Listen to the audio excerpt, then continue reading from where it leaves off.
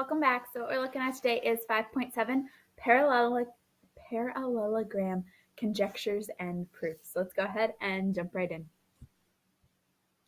All right, so for this first part, we're sketching quadrilaterals based on specific features. So sketch the quadrilateral by connecting the points in alphabetical order.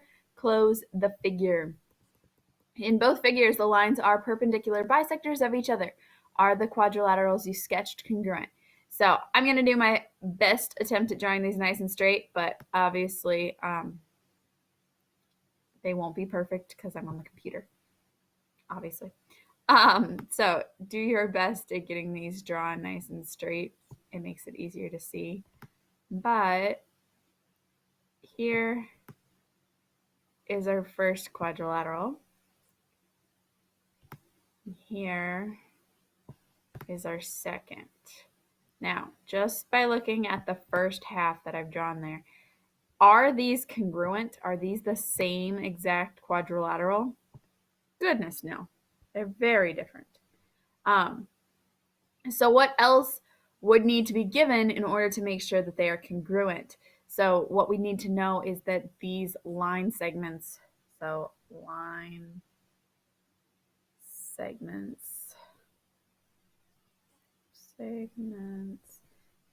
must be congruent. So we need to know that they are the same. And maybe it's just, drawing error. Maybe this is supposed to represent 5 and this is supposed to represent 5. I don't know.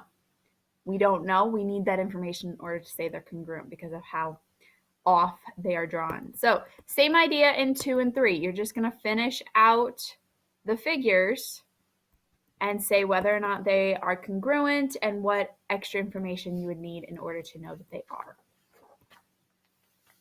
All right. Properties of parallelograms. Quadrilateral BCDE below was formed by two sets of intersecting parallel lines.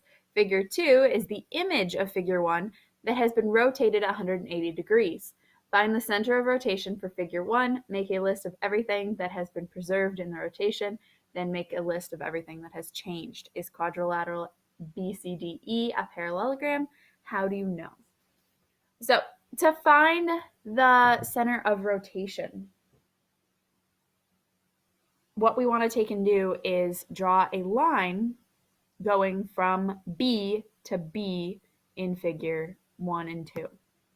Now, my lines, obviously, since I can't use a ruler very well for this, are going to be a little wobbly, so it'll be a little bit off, but use a ruler, draw nice straight lines. Do the same thing with D and D. That's very off. With C and C. Ah, you get the point. It goes right there. And then with E and E. Now, E and E kind of get lost. But notice how, for the most part, all of my points made it to, or lines intersected at one point.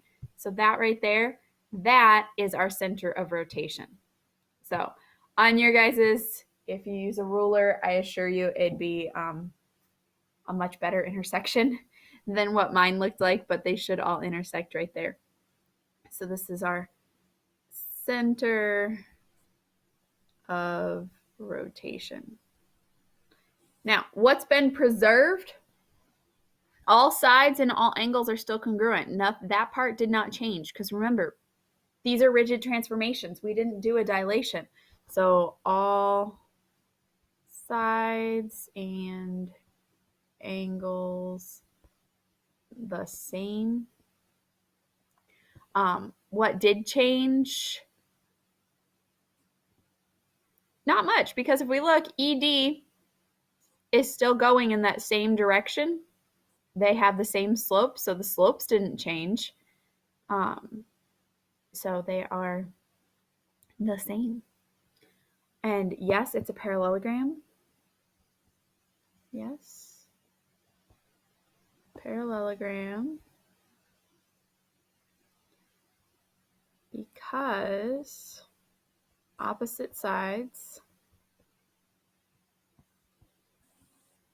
are parallel. And that's what we need for it to be a parallelogram. We have to have the opposite sides have to be parallel to each other. So our keyword for this lesson is parallelograms, since we're dealing with a lot of properties and theorems and conjectures that all deal with them. So parallelograms, the key word for this lesson. All right, the following theorems all concern parallelograms. Opposite sides of a parallelogram are congruent. Opposite angles of a parallelogram are congruent. Consecutive angles of a parallelogram are supplementary. And the diagonals of a parallelogram bisect each other. So using those properties, we're going to give a reason from the list above that explains why it's not possible for each figure below to be a parallelogram. List all that apply. So we are using those up there. All of these are not parallelograms for one reason or another, both of these. So we're going to look at number 6. So if we look, we've got 21, 22, 13, 14. What did it tell us about the sides? Opposite sides of a parallelogram are congruent. Opposite sides are congruent. So that's all the more we can say because we don't know anything else. We don't know about the angle measures. Maybe the angle measures were preserved. We don't know about the consecutive. We don't know about the diagonals. We don't have that information. So we're using what information we can get from the picture to answer these. So you don't have to go all out and list all of them. You just need to list the ones that are most appropriate. All right, the next section. Each quadrilateral below is a parallelogram. Find the values of x, y, and z. So you might be using the fact that opposite angles in a parallelogram are congruent.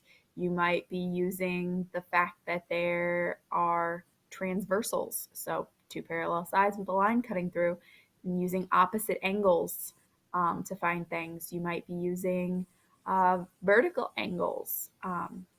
You'll use the fact that consecutive angles are supplementary. All sorts of things that we can use here.